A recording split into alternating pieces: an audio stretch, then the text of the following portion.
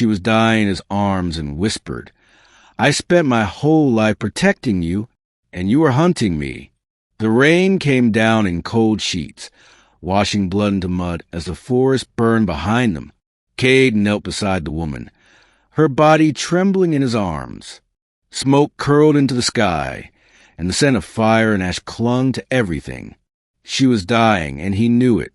Her cloak, once emerald green, was now soaked with blood. His hand pressed hard against her wound, but it was no use. Still, she smiled. "I knew it would end like this," she whispered. "No," he said. "Save your strength. Help is coming." "No, Kade, not this time." He looked down at her, stunned, not because of her injuries, but because she had called him by name. He hadn't told her. Not once. She had always stayed hidden, always watching from afar. He stared at her face, truly seeing her for the first time. "I don't understand," he said. "Who are you?" She coughed, wincing, blood on her lips. "My name is Rina, and I've been protecting you your whole life." He froze. That name, Rina, the one his father used to whisper, when drunk, the one mentioned only in threats by the council, the traitor, the assassin. "You've been hunting me," she said, smiling faintly, "but I never stopped watching your back." "No," he said, shaking his head. You're lying." Her fingers reached up and brushed the side of his face. "You really never knew?" Years earlier, Kade had been raised as a soldier of the kingdom of Vir, the youngest son of a noble warrior family. He was taught loyalty, honor, and hate the name Rina. She had been branded a traitor for abandoning the royal guard 2 decades ago. They said she vanished during the Eastern Wars, leaving the prince, Kade himself, vulnerable. She was accused of working with the enemy, but Kade never remembered her. Just flickers, a song in the dark, a hand holding his when he was small. Then came the attack on his caravan, the strange near deaths he survived by mere inches, the shadowy figure who always appeared and vanished again. The council said an assassin was stalking him. Rina, no doubt, aiming to finish what she started. He had spent the last year tracking her. Every movement, every false lead, every whisper, until finally, tonight, he found her. He stormed her hideout. His soldiers set the forest ablaze. They cornered her. And now, here she was, dying in his arms. "I was at the palace," she said, her voice weak. "The day your mother was killed. I saw the dagger. I took the blame to draw them off. They wanted someone to burn. You abandoned the kingdom. I saved you." Her eyes welled up.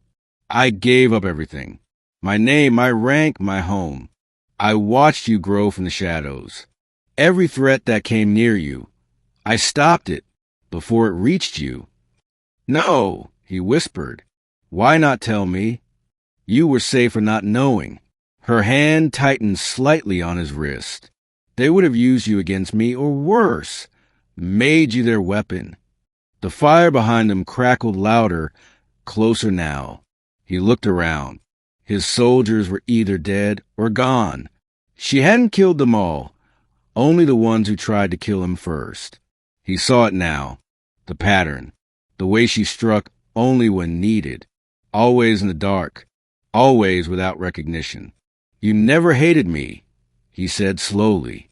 "I loved you," she breathed. Tears slid down her cheeks. "I raised you from the shadows. I fought for you, bled for you, and all this time you believed I was your enemy." He pressed his forehead to hers, guilt crashing over him like a tidal wave. "I didn't know. I never needed you to know," she whispered.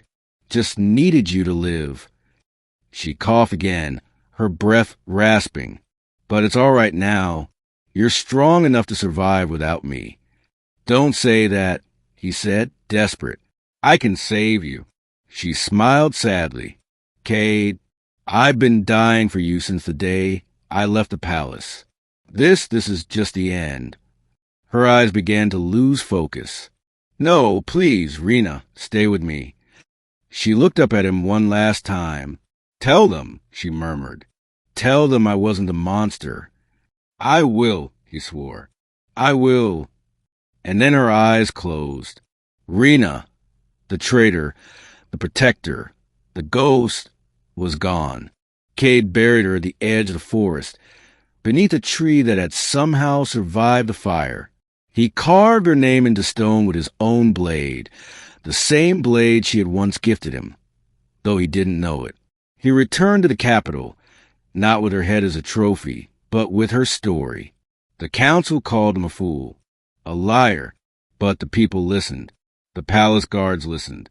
And slowly, so did the kingdom. He told them everything. About the poison blade she stopped in the Northern Rebellion. About the spy she turned in secret. About the time she could have killed him, but didn't. She was never hunting me, he told the court. She was guarding me from everyone else. And in time, a new tale replaced the old. Rina, the shadow guardian, the soldier who gave everything and asked for nothing.